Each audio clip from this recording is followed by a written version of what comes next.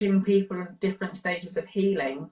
Good evening, good evening, and welcome to our Sunday night live. Me and my pal Sarah, if I can get her onto the call smoothly this evening. I'm founder of Sobriety, Sisterhood, a addiction recovery coach, exercise physiologist, nutritionist, and been alcohol free since 2018, just over 6 years, and I love my sobriety. Tonight I'm going to be joined by Sarah when she does join. See how I can. There we are. I think she's going to be coming in. We're going to be talking a little bit tonight about self-limiting beliefs when it comes to alcohol and sobriety, which is one of my kind of passion subjects when I work with clients. This is one of those things when we talk about mindset around alcohol and sobriety. Our beliefs, our self-limiting beliefs, can be one of the things. Well, Sarah's not able to join. I'm going to invite her again.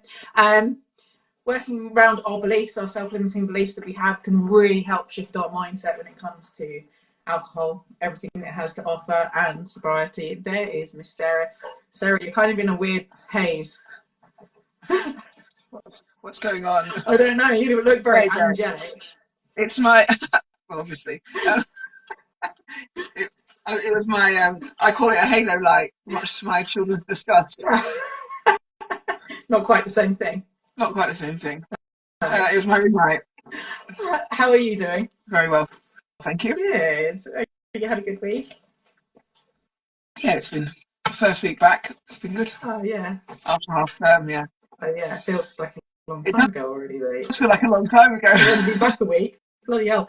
Okay, so tonight we're talking a little bit about self-limiting beliefs. I've got my work folder here because we talk about these quite a lot in the groups, and I definitely talk about them with clients because it's such a good thing to help go through when we talk about shifting mindset around alcohol use and sobriety and what sobriety looks like for people.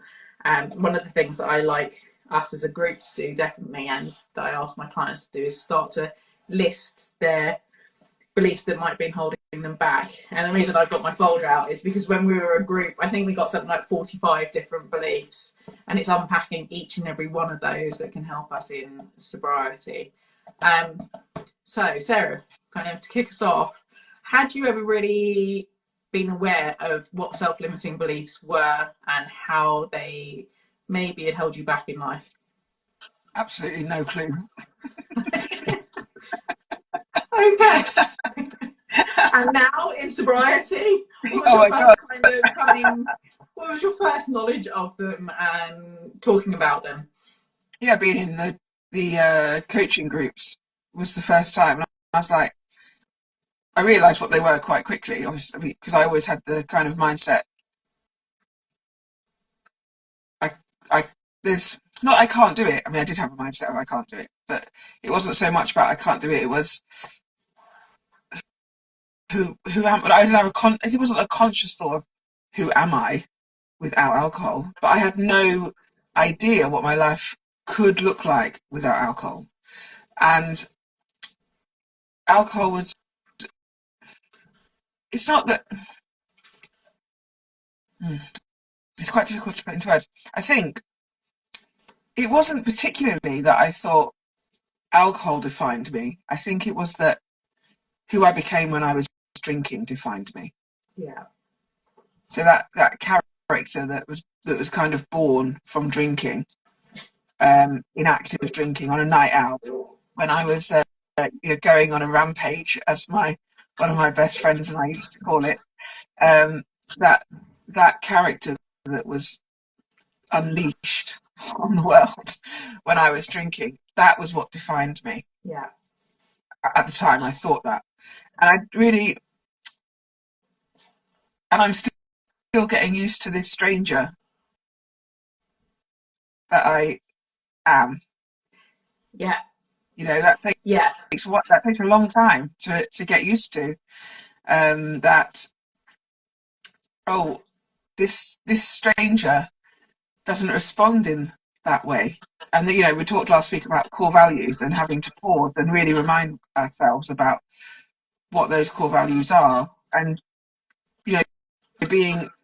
having this self-awareness to be able to stop, pause, be curious, reflect, and say, okay, if this stranger doesn't respond in this way, how do they respond? Yeah, the core the limiting beliefs is almost like that when we're drinking, we go along so assured that what we know as life is true, right? And Absolutely. this is kind of, there's two parts to this with the self-limiting beliefs, is that sobriety isn't just about stopping drinking. A lot of the work that we do is about stopping drinking in the early days, how we navigate that. But the actual maintaining sobriety is something completely different. And so starting to unpack these beliefs we have around alcohol and sobriety and ourselves is the second part of the work to maintain our sobriety. Yeah. Because if we hold that belief, well, alcohol identifies me, or who I am when I drink, it's my cat, is who I am, then we will continue to return to that person, and discovering the other person, as you say, is quite actually, it's exciting and uncomfortable at the same time. Absolutely. The thing that I really loved though was that once I realised that everything I knew to be true, because I really did, sorry, my dog's having a complete fit, you can hear, everything that I knew to be true when I used to drink, and I really would have completely argued for that side of my life, once I took that away and my eyes were opened and I started to break down every belief that I had around alcohol, I realised that I could use that to actually start looking at other areas in my life. And that was kind of petrifying and kind of exciting, and actually feeling like if I can completely change my mindset around alcohol by questioning my beliefs, then I can change my mindset around anything if I question my beliefs and I start to look at things from a different view. Totally. So, okay, biggest belief that held you back, do you think, when you were starting to give up drinking or to try and maintain your sobriety? That participating in a drinking culture was totally normal and expected. Yeah. And that by taking a step outside of that, I was being abnormal. Yeah. Or I was in some way, it's kind of, there's layers to it, that by stepping outside of that drinking culture, I was depriving myself, which I think that's, when I look back at all of the very many attempts prior to this one, I think that's the thing that kept me most stuck, was because I never got far enough into sobriety to start really seeing the benefits. I was always 1, 2, 3 weeks in, which is the bloody dreadful part. I never got past the point where I was like, oh, this is actually really amazing. Oh my God, look at this world of sobriety and how beautiful it is. I never got to that stage. So I think that kind of, that notion that I was depriving myself, I was missing out on so much, and everyone else around me was still doing what I was doing and having a really good time, even though I knew that the really good times weren't really good times. No. Lots of the time, even though I already knew that, I was finding myself in difficult situations because of drinking and partying. Or I'd wake up in the morning and, my emotional mental health was torn to shreds. Even though I knew those things, I didn't see those things in other people, of course. So my brain played amazing tricks on me by saying, well, if they can do it, why can't you? Yeah. There's nothing wrong with you. You're just normal. This is what everybody does. Yeah. Everyone does this. So, I think I always compare the first stages of sobriety to breastfeeding. You know, when I was breastfeeding my sons, the first few weeks are hell. But as soon as you get used to them chomping on your nipples, as soon as you get used to that and you know that's what's coming, suddenly it's doable, it's beautiful. But you have to get used to, you have to get through the first initial bit that's really uncomfortable. And then you get onto the, oh yeah, that's nice. I like this now. I'm okay with it. Yeah. And of course, what I also, and now lots of other people have, is the fact that I thought it was going to happen overnight. And actually it's consistency and time. And with everything, right? Yeah. Everything takes time and you have to be consistent. And as soon as you start being consistent, stuff starts happening and paying off. Yeah. So yeah, I think those are the getting past those first few weeks. It's just so crucial. Yeah. It's funny because it's funny that you used a thing linked with babies there, because mine was always, I remember going to my prenatal or antenatal classes and her drawing the lifespan of a contraction, and she was like, it goes up like this, it peaks for 40 seconds and then it drops. And I remember, like, I'll go back to my workout stuff, I can do anything for 40 seconds. If I know it's going to come to an end, I can get through anything. So yeah, went through those first 2 labours drug free, and like, it's okay, I can bring it back to the breath, I know it's going to pass. And that's much like cravings, it's much like the first few days, it's much like the first few weeks. Yeah, that's not indicative of what sobriety looks like. It is indicative of short-term sobriety. So it's getting over that. Talks there about deprivation, that the idea that we're depriving ourselves of anything, whereas that's where connection comes in. A huge amount comes in really useful, doesn't it, in with the communities. Definitely. Connect with people who are further down the line. It takes that from that mindset of deprivation to abundance, of by giving up alcohol, you're not giving up anything at all. You're actually stepping into this new amazing life.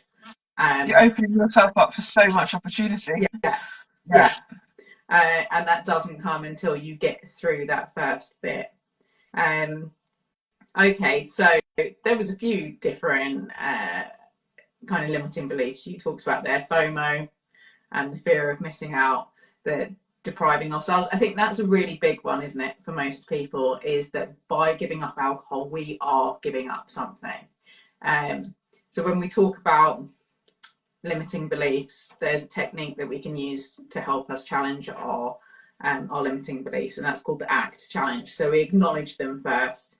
So writing a list of our beliefs, looking at those top ones that really, really do hold us back, are our biggest obstacles, and then challenging them.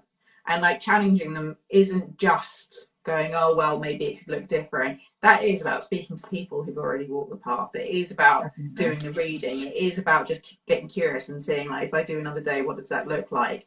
What evidence do I have towards that? Is that really true, or is that my brain telling me it's something true? And then, so it's acknowledge, challenging it, and then it's the turnaround statement of, I know that belief.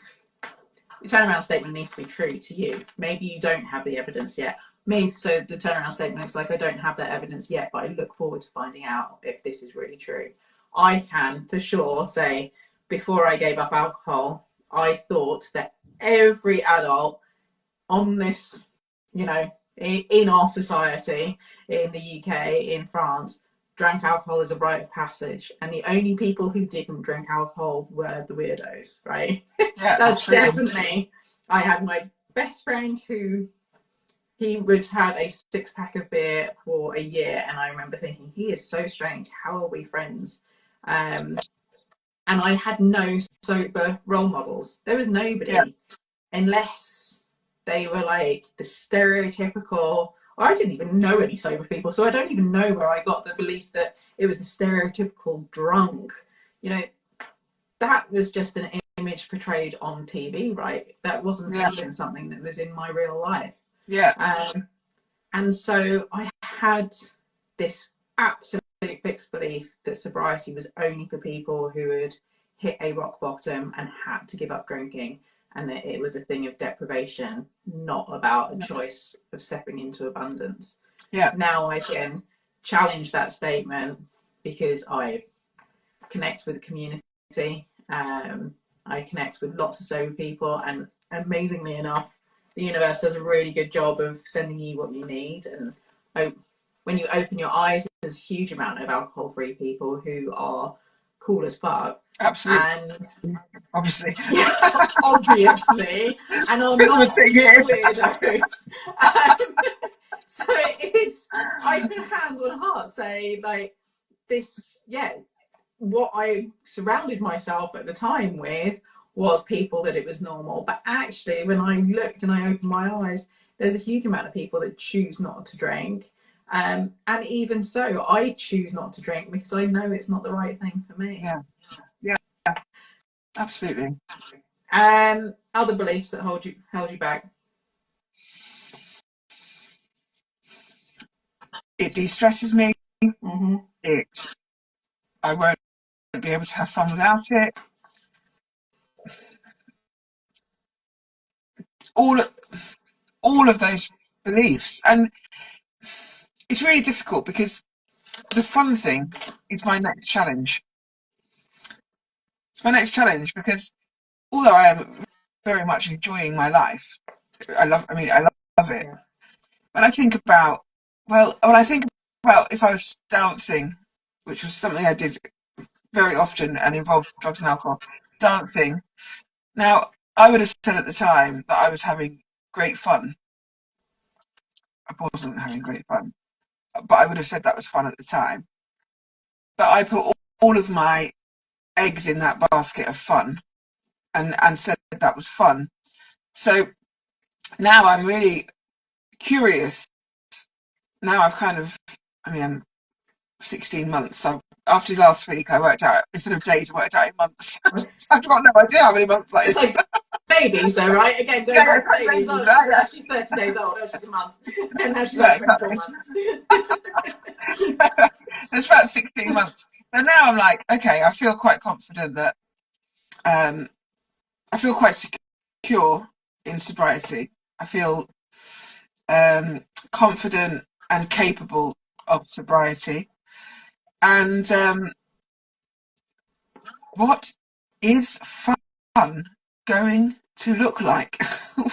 What is it? Because I'm not roller skating down the street singing Body Form. You know, that's not going to be fun. That's not going to be fun, right?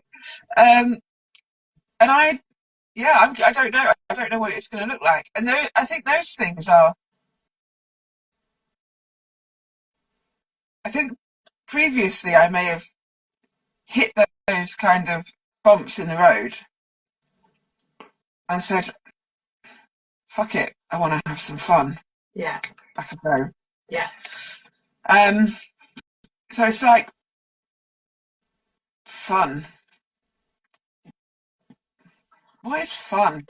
Okay. What, you know. So the way that I always ask people to challenge this, because there is fun. I mean, from my experience, my personal experience is that it wasn't just an alcohol thing for me, right? It was my reward pathway was a little skewed, and still is. So even when I gave up alcohol, I was then seeking that kind of high in different places. Whether that's kind of sex, love, attention, shopping, all those kinds of things. But I also I was super into climbing, exercising. I went skydiving, like all those things. They were real fun. But they're very dopaminergic.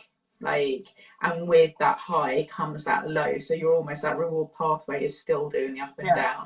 So it's the fun of actually what's fun and what's joyful. Because joy, I think, is slightly different to fun. It's almost like we're seeking this external fun or we're seeking this internal joy. And one of those beliefs of I can't have fun without alcohol is, there's two things here, which I'm going to start with my kids because that makes me sound much better. Kids, you look at kids who are alcohol free and say that they don't have any fun without alcohol. The proof is that they will have those belly laughs, I love hearing kids with real belly laugh. And then saying that, I really love hearing grown women doing belly laughs when we're on the retreats in particular, you know, really hearing them being able to be silly and just get joy from that moment. So it's like, what does, or who does sometimes that's a certain people light you up, allow you to be really goofy or like silly and allow that inner child to come out. The other things I go to, I'm doing this in this order, my children, and sounds silly, but my dogs. I look at my dogs who are outside and I will take them for, you know, out, they'll have a run in the sunshine or in the rain and they have a massive smile on their face and they are having fun. And I'm like, oh, we need to be more like dogs or more like cats, just seeking joy in much smaller places. They find joy in, my dogs in particular, they find joy in the connection, they find joy in the outside, they find joy in food, they find joy in the sunshine. And so maybe the fun isn't up here, but then the downs aren't so down here. It's a more equal thing. The other one we talk about is, what do we used to like to do as kids? Like what brought us, what felt fun when we were children, and to kind of go back to that, see if you can add an element into that. In compassion focused therapy, that's part of the kind of prescription. Every day is to go and do something for fun, because as adults, it's like we don't have permission to go and do things that are fun. So we have permission to go do things that are productive, and then we can go have a drink. Like we have to earn our fun time. Whereas actually, can we just go and do something that's fun? So for anyone that's watching this, whether it's now on or on playback, go stick a really, really good song on. Doesn't matter what it's like, one of your favourite songs, and go and have a dance around the house and see how you feel after that. Something really little. Yeah, I think it's when you're drinking, my sense of abandon was huge. You know, that I was just, whatever it was, well, I'm not dealing with that. My sense of abandon was huge. And so I think now in sobriety, I've become more purposeful and considered, far more purposeful and considered. And we talked about this in a coaching session once, about the difference between spontaneity and impulse. Yeah. Do you remember? Yeah. And so I have to really work. I have to really work hard on impulse control, and I sometimes fail. I'm looking at a jam donut packet as I say that. I ate 2 of, I think, or was it 3 of? Sitting here, waiting for the call. I have to work so hard on impulse control. Yeah. I have been so incredibly impulsive in my life, incredibly impulsive, just recklessly impulsive. Yeah. And so for me, you know, the fact that I am so much more purposeful and considered is an excellent thing. Yeah. You know, it gives me control. It gives me contentedness. It brings me so much. Yeah. But I have to work on the spontaneity, and I, you know, I've really got to kind of balance that. I have accepted that I will, fortunately and unfortunately in some ways, I will never have such a sense of abandon again. You know, and that's a good thing. But but that being able to just walk away from all of it and say, I'm not dealing with that, was actually quite nice. You know, just so for me, I've really got to work on the spontaneity and learning what fun is. You know, I've been drinking since I was 12 years old. Yeah, it's very difficult to remember back to what you liked in childhood when actually don't really remember back, especially if anyone's been through any trauma throughout childhood, or any loss. It's like a lot of that kind of gets blocked out. We can't even remember what kind of fun we used to have. It's very, very difficult. Yeah. So, well, I think I used to love riding my bike when I was a kid. I don't particularly want to ride a bloody bike now. You know, so it really is about it's interesting. It's interesting, and I think there's so much in sobriety to kind of be, well, some you might say cautious or fearful of. yeah. There's so much to embrace and explore in sobriety, and it takes time. Yeah. You're not switching flicking a switch. No, absolutely. And it just continues to change as we go through it in the years and years and years. For anybody that wants to read more about that idea between the impulsivity versus spontaneity, there's a blog on my website about it, I'm pretty sure.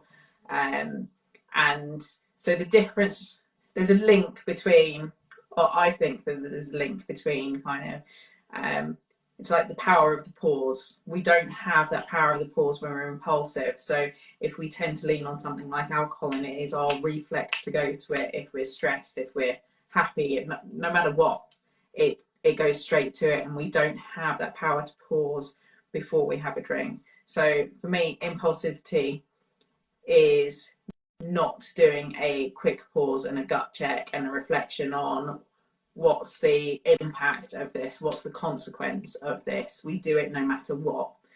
Spontaneity is a really good thing, right? It's really nice to be able to go, actually, I want to have a weekend away this weekend. I do a quick check. What's the consequence of this? Do I need to do this, this, and this? Brilliant. Let's go and do it. Impulsivity is like, fuck it, I'm going to jack my job in and I'm going to go away no matter what, and I'll deal with the consequences later. The same with food, the same with alcohol. It's interesting, the abandonment, because that is a real, in fact, this is a belief that really is kind of true with a lot of people, that alcohol gives us that very instant numbing effect, and this is one of the things that causes a lot of reoccurrence instance. So abandonment, how do we find that sense of abandonment? It's really difficult, right? Because we're grown-ups. Do I want that sense of abandonment? You know, if you're not dealing with stuff, right? If you're drinking and not dealing with stuff, and you are an alien to sitting with your own feelings, if you're not able to do that, you're kicking the can down the road. Each time you're unhappy with things in life and you have a drink, you're kicking the can down the road. It doesn't go away. It just means for that evening you don't have to think about it. But then you wake up the next morning and things are still the same. Nothing changes. Nothing changes. Nothing changes. Absolutely. And when you're alcohol free, if something is uncomfortable enough to sit with, then it's time to make some adjustments in our life so that we don't need to completely numb out. Yeah.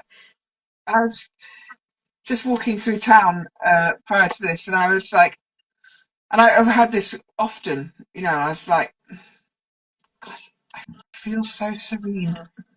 I just feel so entirely at peace with everything that's going on. There's been 3 stabbings in Nottingham this week. Some crazy stuff, and I was there, I had music on, and I was like, it was just such an incredible, it beats abandonment any day. Yeah.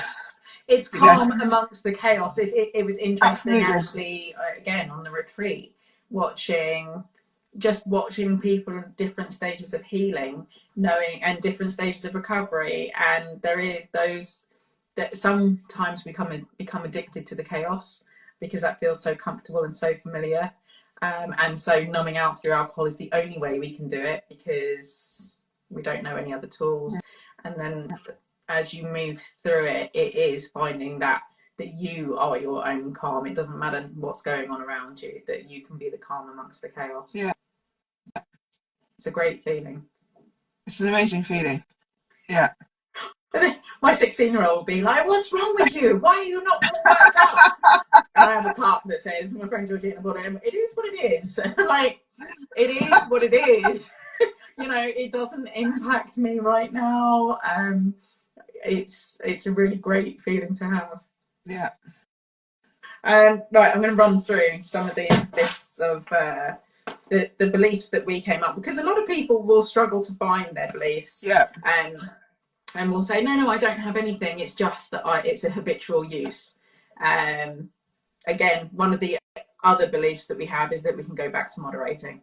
Because my drinking's not that bad, I can go back to moderating. That belief kept me stuck for a long, long time. Yeah, I've had to work hard on that as well. Yeah. And our beliefs are built up from a lifetime of experiences, a lifetime of evidence towards one thing, and most of them are built in childhood, right, where we don't even think to question. That's when we step outside of our environment that we can start to see. That's when people are well traveled, or, you know, like, oh, things aren't like this in other places, things can be different. When we start to explore and we get curious, that's when we can be much more open to questioning our beliefs. So some of the list, I love these ones. I can manage this by myself is one belief. Don't need community. Alcohol tastes nice. It's just what adults do. It tastes nice, right? I don't know. We would start off with like a really like a nice gin, and I really like a nice glass of wine. But then we drink so much we can't afford to keep up with that amount of nice gin or nice wine. So we buy the shit, and it tastes like shit, but we're getting through so much of it, it's fine. I always used to say, I used to start on 3 nice pints, the nicer beer, and I was like, well, it doesn't matter anymore. After that, you don't care what it tastes like. No, I don't know what it tastes like. It's just so. I was never drinking for the taste of it, right? No. I can't have fun without alcohol. It's legal, so it must be okay. It's a nice way to relax. It takes the edge off my day. It's just ritualistic. It helps me get through my grief. It fills my boredom, and it's boring not to drink. It's not as bad as I'm not as bad as others. It's only addicts that need to stop. Moderation would be possible if only I was normal. It helps with my social anxiety. Oh Lord, I feel like we need a call on each one of these beliefs. It makes me more fun. It makes me more fun. I like to think I was a really cool drinker, right? Like I was never an aggressive drunk. I was never a sad drunk. I was always like the fun drunk. But at what point does that fun, it's really not that fun when people are kind of laughing at you, or it gets to a dangerous like stage. It helps me when I feel hurt. It is my identity. It helps me with stress. This was mine. It helps me speak better French. Because you're confident. I don't care what you sound like. I was still speaking shit, but I didn't care. And I really had to get over that recently when I had lunch with a French family. And I was like, God, this is really, even in 6 years, this is the first time I've had to sit here and do this completely sober. It doesn't make me want to drink, just makes me really curious about how much of a crutch alcohol was to help me get through these situations where I'm like, oh, I hate this so much, but then super proud of myself when I do actually get through it. But I 100% believed I spoke better French. Red wine is good for me. Again, that's out there. If we read the headlines, if we read the rest of the article, is it? I can't have a good time without alcohol. I can't give up. I'm not worthy of sobriety. I deserve a drink. Yeah. I work hard. I work hard, play hard. Yeah. It's more fun with alcohol. Drinking is glamorous. It's hospitable to offer people alcohol. This is a big one. I'm letting my friends down if I don't drink with them. How many times do we hear that in the groups? Like, I don't want people to think that I'm judging them. I don't want people to think that I'm being the killjoy. Holiday's not a holiday. Do you have any friends without alcohol? Yeah. Do I have any friends without alcohol? I can't holiday's not a holiday without alcohol. An airplane, air journey's not the same without alcohol. I prefer who I am when I've been drinking. It makes boring people bearable.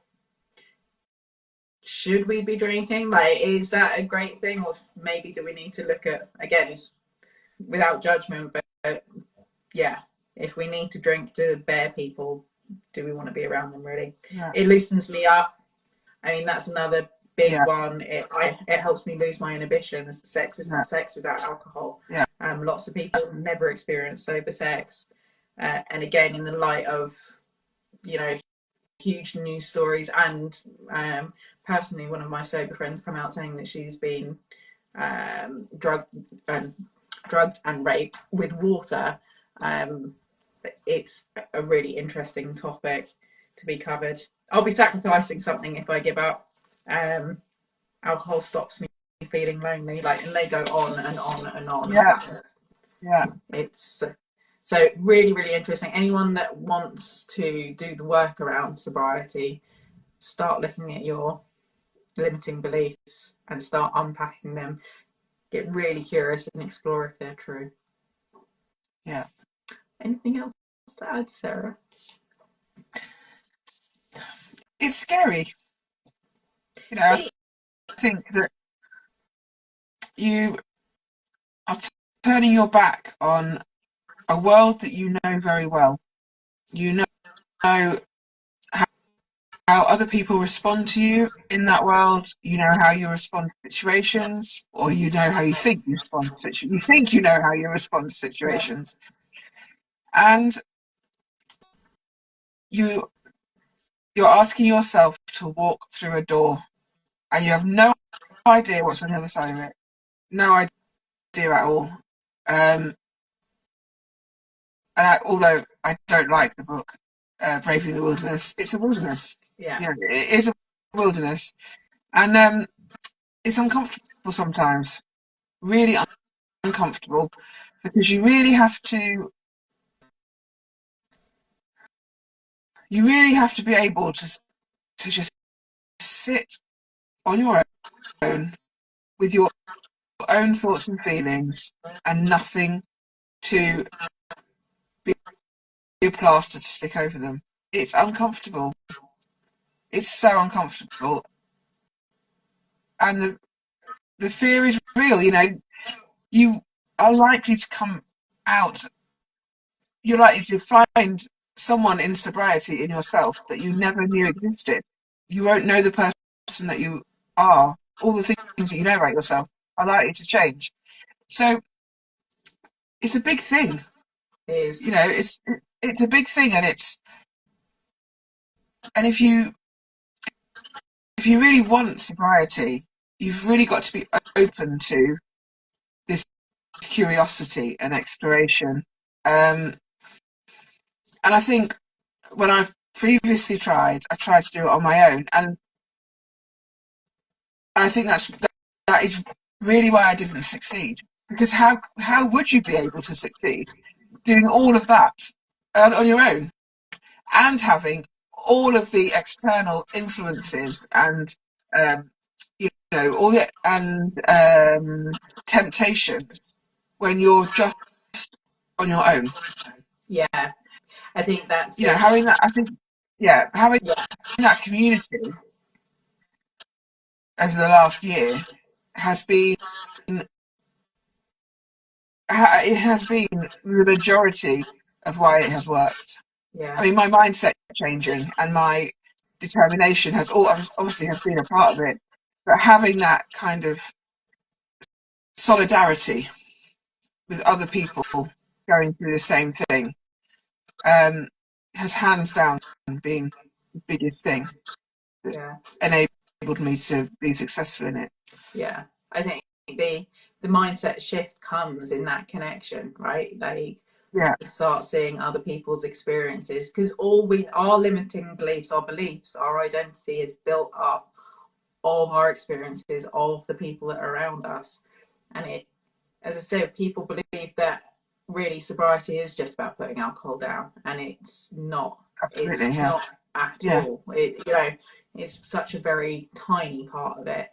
and the connection and the community allows you to get a different perspective. It allows you to gain different evidence. It allows you to to see what it looks like on the other side. So it absolutely helps shift your mindset. It helps you, it holds you as you move through it too, telling you it will be okay. And not only will it be okay, it's going to be awesome. It's going to be worth Absolutely, it.